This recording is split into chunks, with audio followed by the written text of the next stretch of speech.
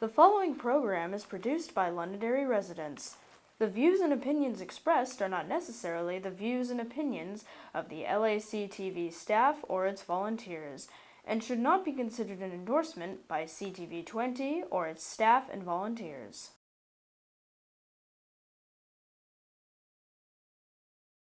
Alrighty, hi everybody. I'm Dennis Martin, and welcome to Londonderry Talk. And I hope you guys are having a great day out there. Today I have with me is Moira Ryan, and Moira Ryan is the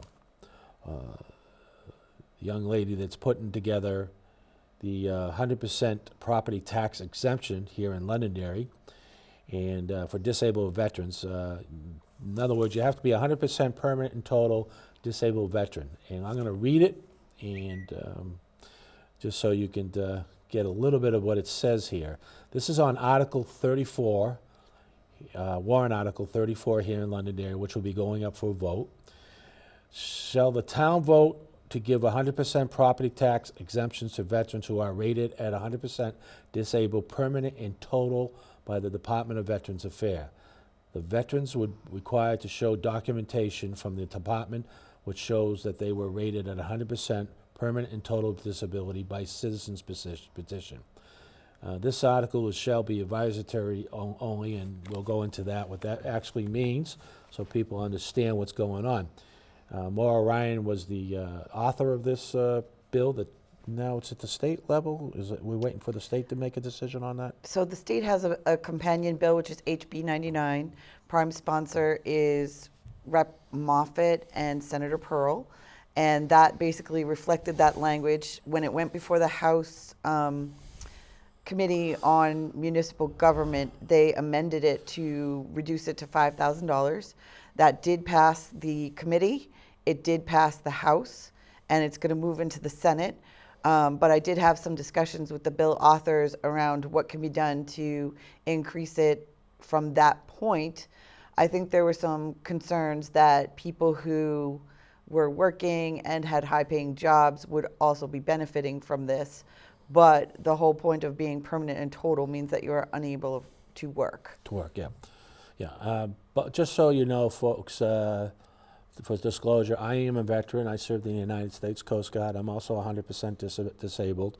And Moira Ryan served, what branch did you serve? I was in the Army. In the Army. And so she's, are you in your service connected too? Yes. Okay. And so service connected means in the VA there's different levels of percentages, 10, 20, 30, 40, 80, 90, and 100. And when it says it's permanent and total, or permanent and total unemployable, that means you are 100% disabled. And then you get a pension monthly by the VA.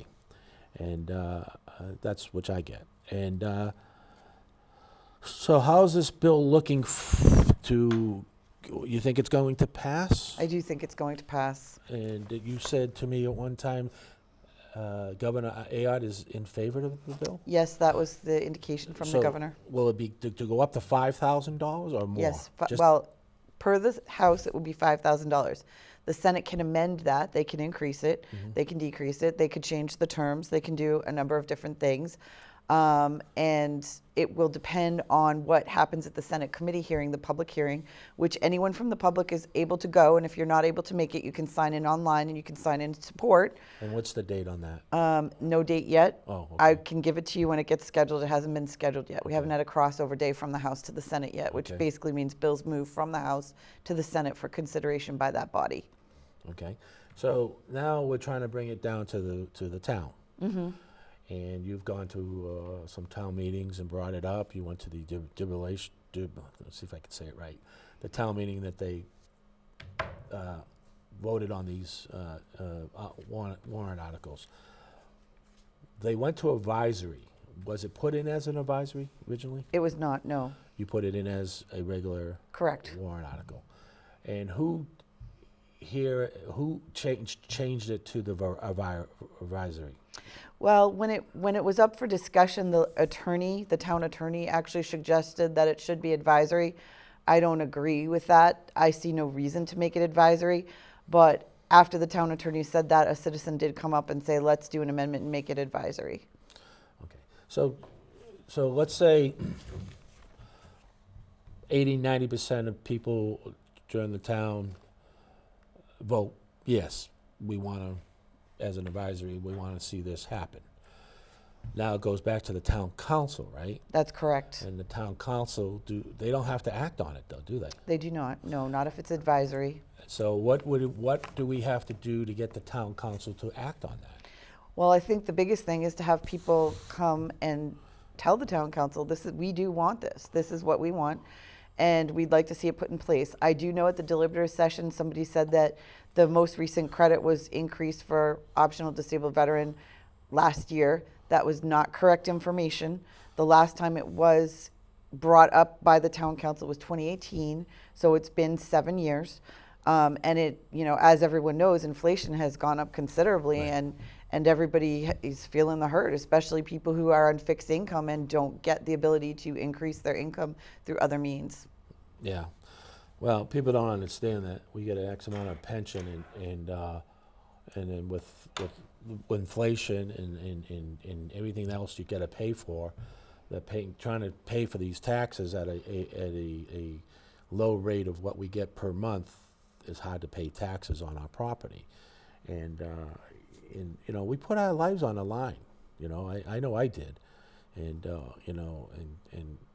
how many in the town of Londonderry do you know of that are on disabled veterans? So I did file a request from the town to find out how many households qualified for the credit, and I was told 71 households did qualify for this credit, and at the deliberative session, Justin said 72, so it's possible someone else did file. Is that but permanent total? Yeah, that would be 100%. Permanent total. So 72 veterans here. And now I'm a great believer that this town will vote quite strongly about helping the veteran here, because a lot of people know I'm the organizer for the Blues Festival every year, and we usually have a great turnout, and people donate, and they're very generous, and they we raise money for veterans, homeless veterans and veterans in need and so forth, and of course the Combat Motorcycle Veteran Association and the folks that get the money, I don't see a dime of it. So I really believe that we have a great community of people who really feel strongly about helping veterans out. And for example, we have a breakfast every year for veterans. That's correct. And there's like 300 or 400 people there. Maybe I might be wrong on the numbers, but it's full. It's the whole cafeteria is packed. Of course, it's with spouses and family and so forth that come. So that's one reason why I do that Blues Festival here. Plus, I'm a town resident here. But what can people do to help make this go through? What would you say we should do? Well, the first thing is to come out on March 11th, vote yes on Article number 34 to support increasing the veterans tax credit. The other thing would be to write to the town council and say, yes, we support increasing the tax credit for Or veterans. they could call too, right? You could call, yeah, you leave could a call. message. So, yeah, I mean, again, I think you said it the best to me at one time. Either you support veterans 100% or you don't. There's no in between.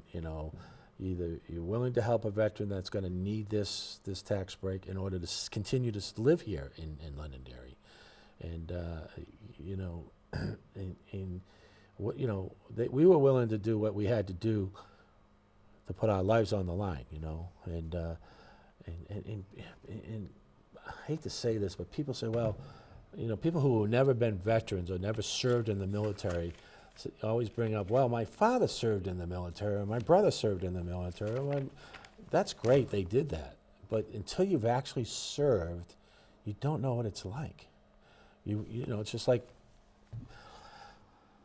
I don't know what it's like to have a baby. I'm not a woman, you know what I mean? So, I don't recommend the experience. Yeah. So aside from having the kid, but I guess I'm trying to use an example, but no, but only 1% of our population does actually serve in the military. It's a small percentage, yeah. And it is a very tough lifestyle, particularly if you are on the enlisted side, which the majority of folks are. Yeah, well, we have about 1 million people that serve in the military. It's actually less than 1%. That may change. That may change with the new administration because they're really trying to recruit people back into the military. The last administration, it didn't. They were, you know, basically not helping build up the military. But so right now in the town of Londonderry, somebody like me who's permanent and total and unemployable, I get $4,000 a year off. They want to go up to 5,000, but they may go to 100%. You think? It's possible. I think it's going to depend largely on what feedback they get from the public and who signs in on that bill when it goes to public hearing. Have you talked to any state reps about this? I have talked to the bill sponsors about this. I've had some conversations with local reps. There's some differing opinions on it, I would say, for sure. Do they support it? Some reps support it, some don't. I wonder why the ones that don't support it. The ones that don't support it, were they veterans themselves? Some of them. They were, and they don't support it. They felt that it was an entitlement and therefore it shouldn't exist. But I can tell you that across the country, there are multiple states that do offer 100% tax exemption to disabled veterans, including smaller states like Arkansas and bigger states like Texas. And in Texas, they'll actually give you 10 acres of land and help you build your house and let your kids go to college for free. So there are some benefits out there. And one of our, under RSA 72:6, if you get an SHA grant, they'll allow you to have 100% tax exemption on your property, but I don't think that they realize we're the only state that ties that condition to 100% tax exemption, and it's not a good variable to tie to that because the SAH grant, only 120 of them are given out federally, so across the whole nation. So there could be people that meet all the criteria but don't qualify because it's possible that there may be 0 grants going to New Hampshire. So that doesn't make sense because many veterans are going to other organizations to try and get adaptations for their homes, and they're not getting an SAH grant just because of the limited number. If you think 120 divided by all 50 states, that's the chances of getting that grant are very small. Well, that's interesting to know. So what will be the tax impact if they pass this bill and we get it as veterans? We get, let's say, $5,000 more, $5,000 a year off. What would be the tax impact? So right now, if we use Justin's 72 households qualifying metric, then that means all these 72 are already getting tax? They've applied. I don't know if they're getting it, but they've okay. put in an application and they've been found qualified. It's possible someone put in an application because you can put in an application January through April 15th, I believe. Okay. The town will spend $288,000 to support that tax exemption.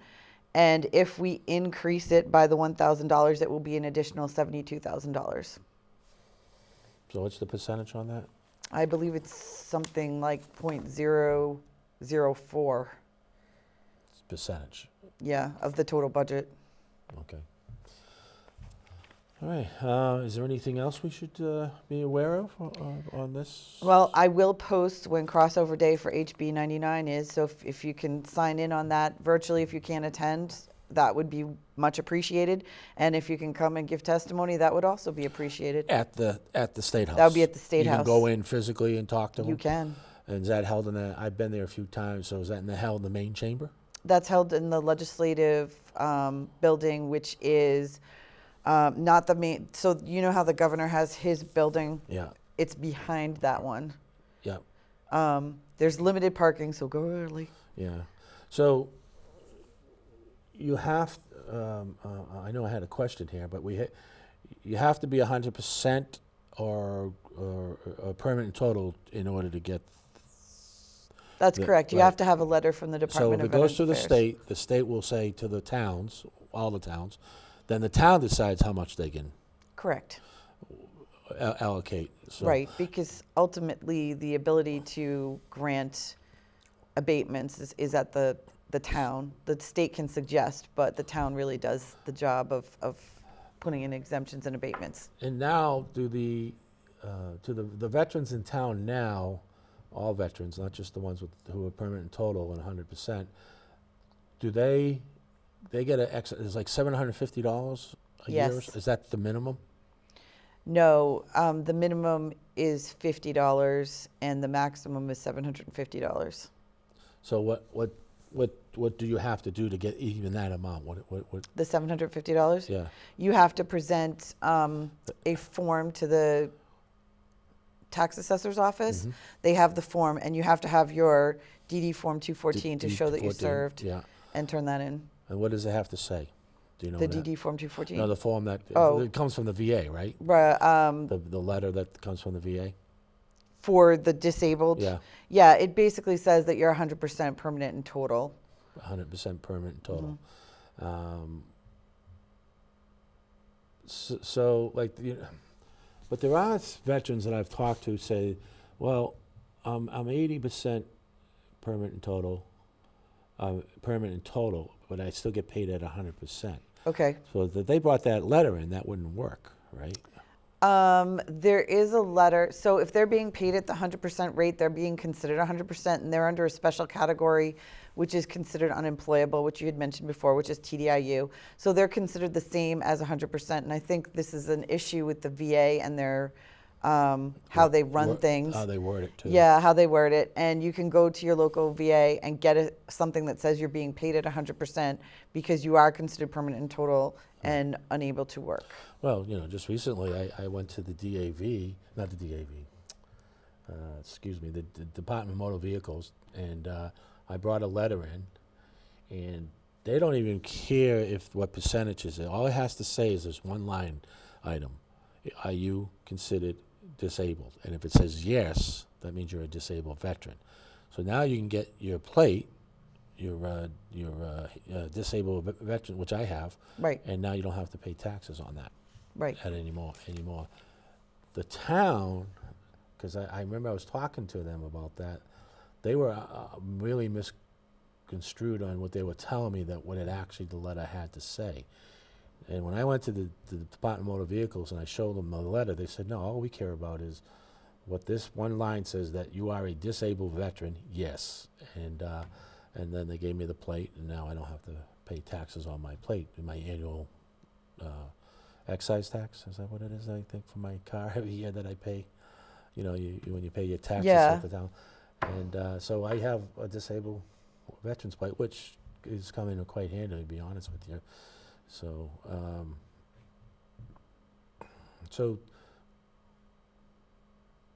do you think we're getting the word out do you think that the town is telling people this stuff, or do they just, hopefully, they hear it from veterans like me or you that you can get this? I think it's helpful to hear it from people because I don't really think the town is, I don't think many people go to the town where they post the ballot.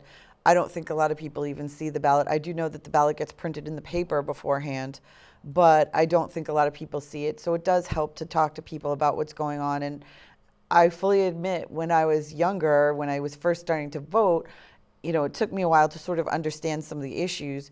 And nobody really sort of teaches you. It's kind of trial by fire where you have to go and ask questions. So that's certainly... Well, everybody has to participate as a citizen and go and vote, but the process of how is sometimes challenging. Yeah, I think it was another veteran that told me that, you can get a tax break on your property, and then I looked into it, and they told me I had to have a certain letter, so I went back and got the letter from that said I was 100% disabled, and yes, I am disabled, and I brought that letter to next to the clerk's office there, and I showed him that, and then I get the tax break yearly, which, believe me, I'm very grateful that this town has done that for me, or any other veteran, because, again, I'd like to be able to live here for so many years to come, and hopefully when they're ready to put me 6 feet under, that they're taking me out of the house that I'm living in now, and, I hope people are watching this show, and if you're a veteran, we're going to leave your email at the end of the show. Sure. Is that okay? Mm-hmm. You can get a hold of Mara if you need any questions. I do have Facebook too. Yep, she has Facebook. Moira Ryan, Mm-hmm. Londonderry, New Hampshire. That's what it's. Right. We'll put that on the credits too. So you briefly you were telling me that earlier that the federal government they might change the working comp percentage and they might take that away. So the federal government has been going through some change.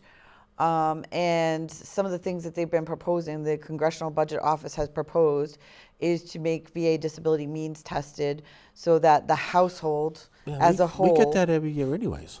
I get a means thing, I think, every year, don't I? No, I don't, because I'm permanent and total and unemployable. So. You may get a form that's asking if you're working. Oh yeah, yeah. But the VA has not really done that form as much anymore, only because they're now connected to the IRS, so they can see if you're working. So they can actually look up if you've made any money via the IRS website. But they've talked about making VA disability means tested so that the household as a whole can't make more than $135,000, otherwise they start reducing the benefit. They've talked about taxing VA disability, and of course now that the IRS has given them access to what a veteran is getting, that's a possibility.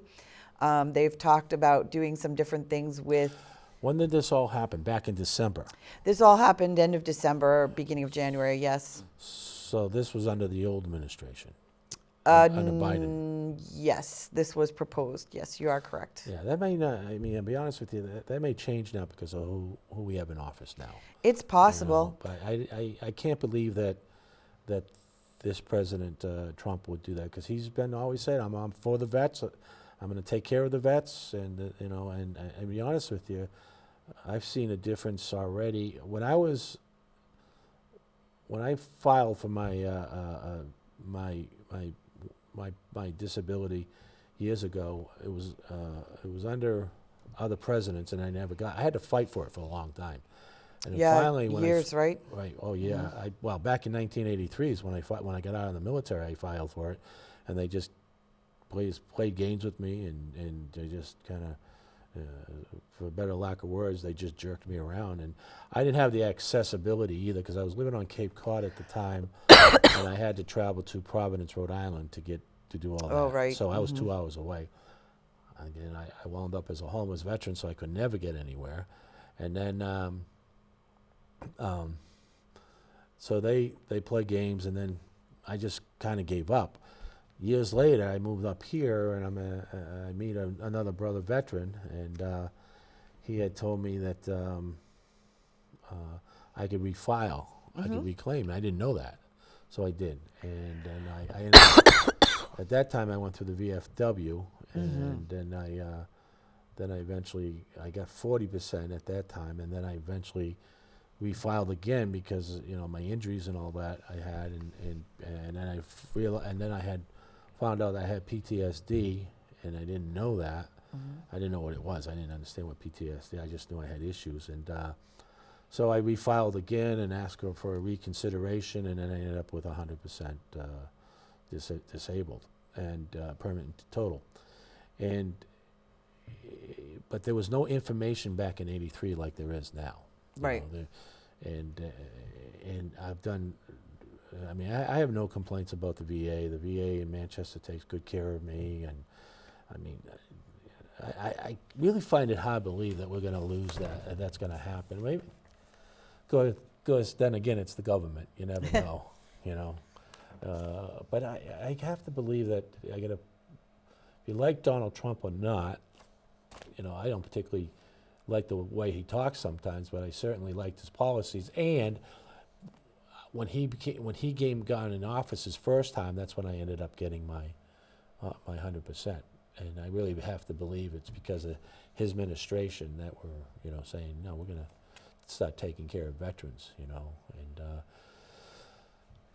and he did. He took good care of us. We got it, and he put in the community care program. He got that going, which nobody was doing. Where we could go outside and get medical coverage, and which I do often on. I have to go to Concord Hospital for a specialty doctor, which they don't have at the VA. Right. And so Concord, I guess, has a contract now, and so I went to Concord Hospital, which is a wonderful hospital, and the Manchester VA hospital. I was just there today, matter of fact. I'm going to get a vascular worked on my leg here because I have swelling in my legs, and they're going to take care of the whole thing. It's it's a day thing. So, but Well, I do think we have a lot to thank our Vietnam veterans for, because I think they were really the ones who pushed for yeah, more accessibility to information and more help for veterans when they're coming out. Because when you're getting out, all you're focusing on is, did I clear? Did I do this? Did I get this done? And you're not necessarily focused on that, and you're not really thinking about, when you fell, when you were jumping out of an airplane, or when you got, when something happened, a grenade exploded, or you had hearing problems or tinnitus. And I really think that they have brought a lot of that to the forefront. yeah, the Vietnam veterans didn't get what they deserved when I got out. That's for sure. There's no dispute about that. And of course, there was a lot of Vietnam veterans that helped me back in the early mid 90s, about around the Gulf War time. Here I am homeless, and they helped me get a place to stay, and get some help and so forth. It wasn't a handout; it was a hand up. Right. I had to do stuff. I had to go to school. I had to do things to show that I was going to improve my life, and I did.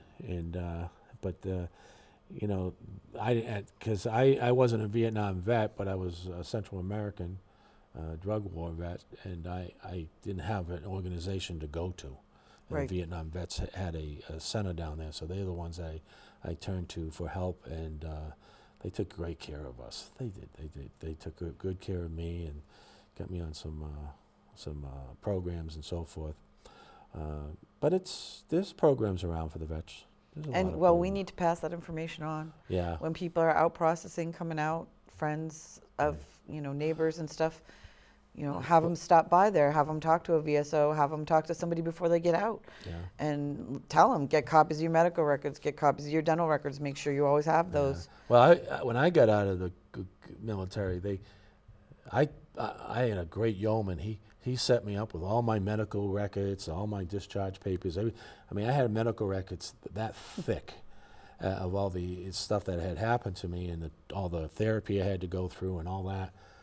So when I filed, I had to bring it and give it to the VFW at that time. Now I go through the DAV, and the DAV is the one that helped me get it up to where it is today.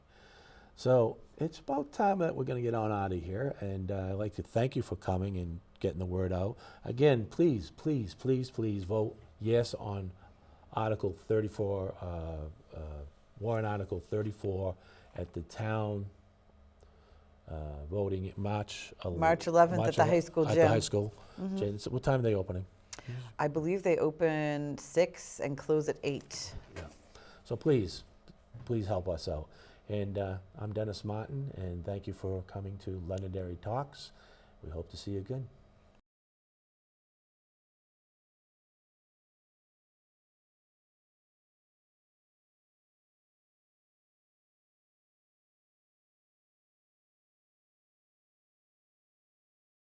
The preceding program was produced by Londonderry residents. The views and opinions expressed are not necessarily the views and opinions of the LACTV staff or its volunteers, and should not be considered an endorsement by CTV 20 or its staff and volunteers.